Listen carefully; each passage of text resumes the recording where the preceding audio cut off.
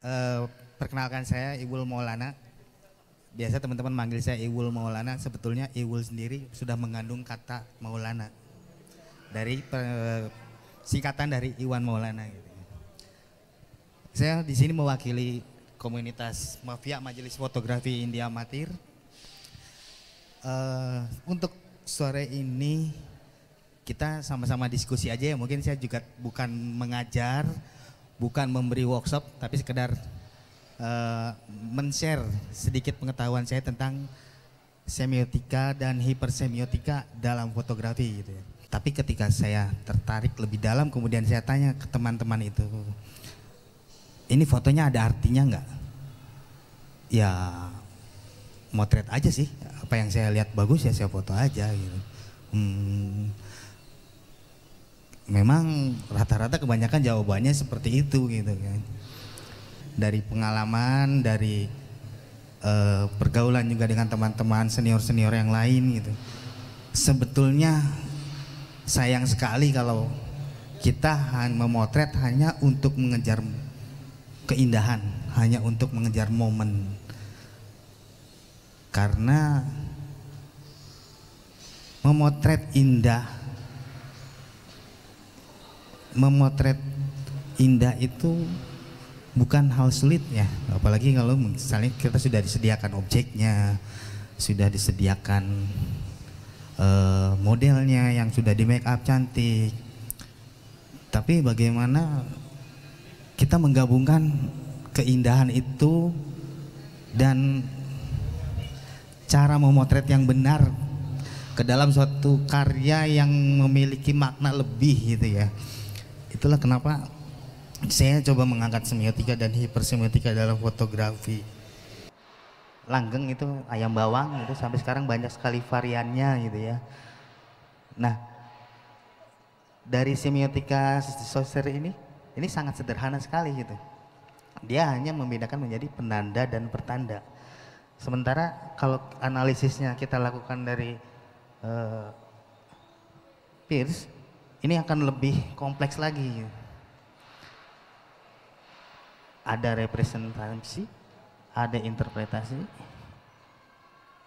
kemudian ada level-levelnya lagi, pertama, kedua, ketiga, semuanya sama tapi mengacu pada gambar iklan yang tadi. Maaf. Nah, kalau dari objeknya terdapat gambar cabai pada kemasan yang merujuk pada cabai yang sesungguhnya. Kemudian yang terakhir adalah interpretasinya sendiri. Ada argumen, ada addition, ada rend. Ini nanti tidak saya bahas secara dalam. Nah, ini dari semiotika sederhana itu kemudian yang lebih menekankan pada struktur. Di sini adalah ada sebuah foto. Foto ini jelas menggambarkan perempuan yang sedang sedih, kemudian ada foto pengantin yang tersobek.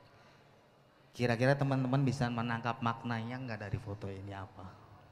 Cerita apa yang ingin disampaikan dari foto ini?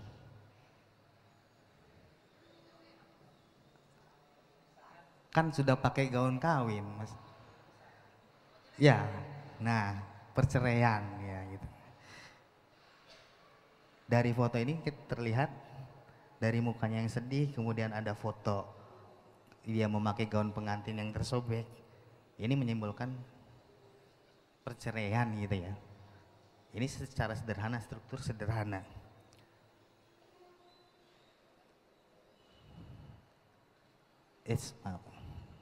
Nah, kalau kita pisahkan foto tadi, di sini ada tanda, penanda dan pertanda. Penandanya itu adalah foto perempuan yang sedang sedih. Kemudian tandanya adalah foto sobekan foto dari pengantin perempuan ini.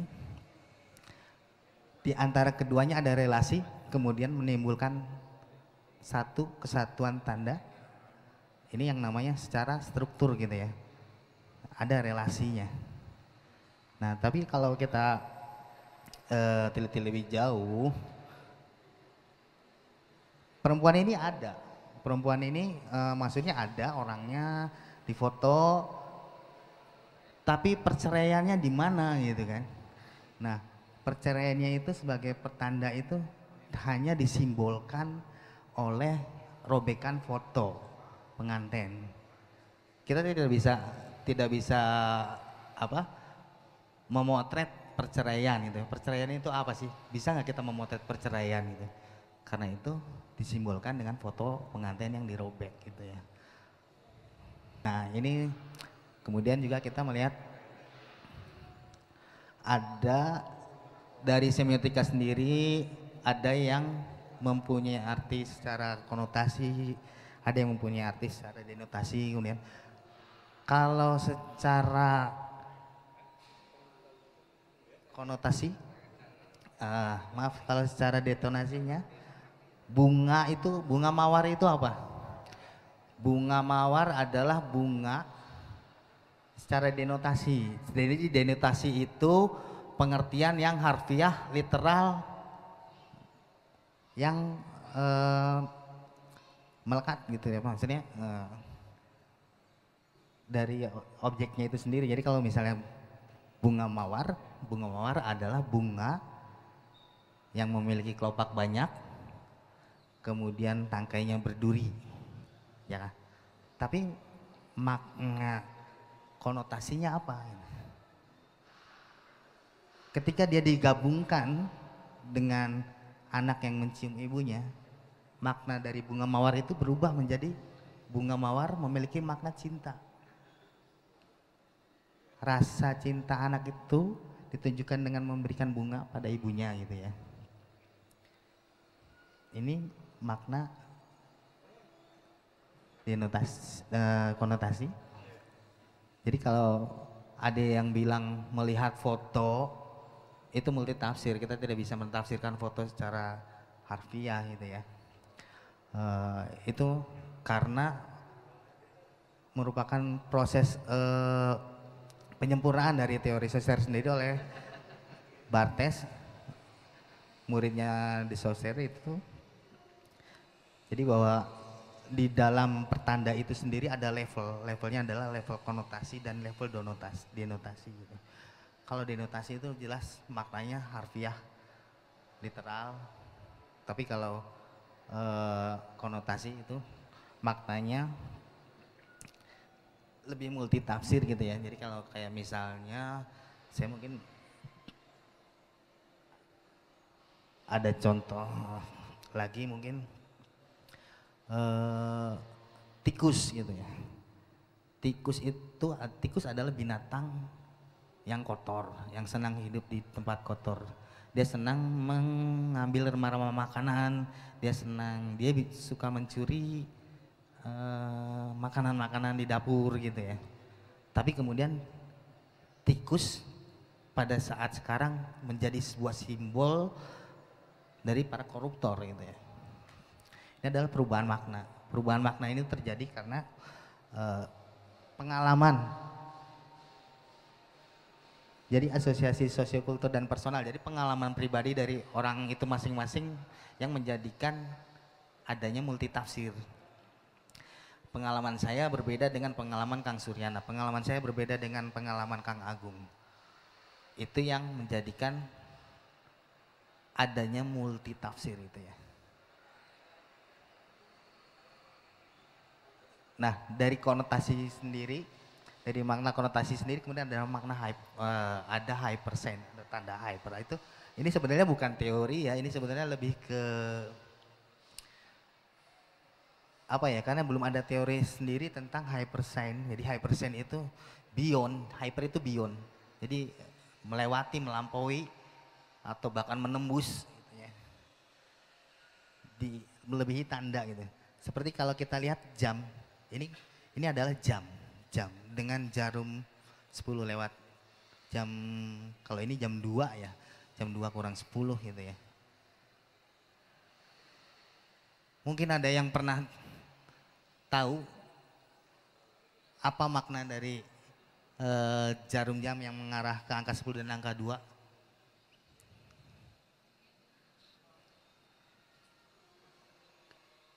Ya, kalau kita lihat sekilas mungkin nggak ada bedanya ya dengan jam-jam dinding yang ada di rumah kita gitu ya. Tapi kenapa ketika ditampilkan dengan jarum yang seperti ini, letak jarum yang seperti ini, dia memiliki makna yang berbeda gitu. Ini biasanya kalau di iklan-iklan sih biasanya iklan jam tangan itu jam 10 lewat 10 gitu ya. Jadi membentuk huruf V buat eh, produser iklan, buat biro-biro iklan. V itu adalah tanda victory ya. Itu maknanya sudah beyond, sudah di atas. Jadi tidak hanya mengungkapkan jam dinding saja gitu, tidak hanya sekedar jam dinding. Nah, kemudian dari jam dinding ini saya coba membuat foto seperti ini gitu ya. Maknanya berubah lagi.